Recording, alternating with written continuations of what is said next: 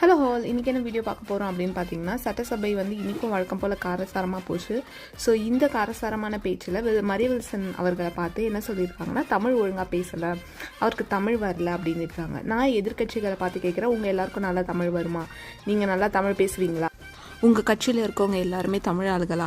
So இதுக்கு மட்டும் எனக்கு ஆன்சர் பண்ணுங்கள், வேறு எதுவுமே ஆன்சர் பண்ணாதீங்க. ஒருத்தவங்களுக்கு தமிழ் வரல, அது வரல, இது வரலன்னு சொல்லிட்டு வழக்கம் போல் கேலி கிண்டல் பண்ணிட்டு தான் சுற்றிட்டு இருக்கீங்களே தவிர, நாட்டுக்கு என்ன தேவை, நாட்டுக்கு இது பண்ணணும் அது பண்ணணும்லாம் பேசலை.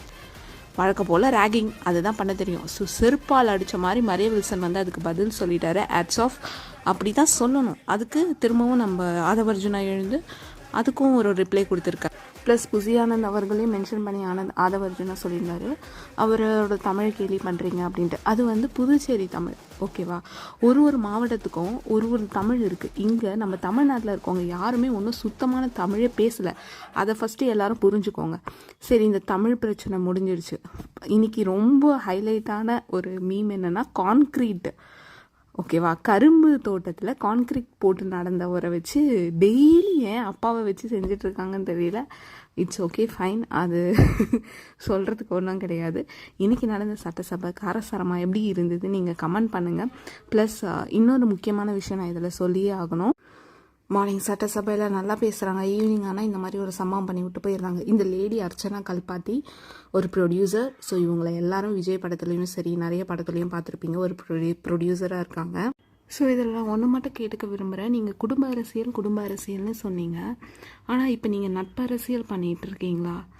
உங்களுக்காக தெருவில் நின்று உங்களுக்காக உங்கள் ரசிகர்கள் என்னென்னவோ பண்ணாங்க. அவங்க யாருக்குன்னா ஒருத்தர் பருப்பு கொடுங்க, அவங்க யாருக்குன்னா ஒன்று பண்ணுங்க, கவர்மெண்ட் ஜாப் கொடுங்க.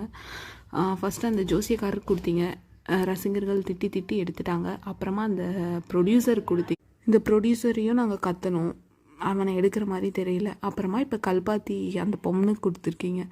இது சரியே கிடையாது. நீங்கள் பண்ணுறது ரொம்ப ரொம்ப ரொம்ப ரொம்ப தப்பு. எல்லாத்துக்குமே விஜய் ஃபேன்ஸ் முட்டு கொடுப்பாங்க அப்படின்னு நினைக்காதீங்க.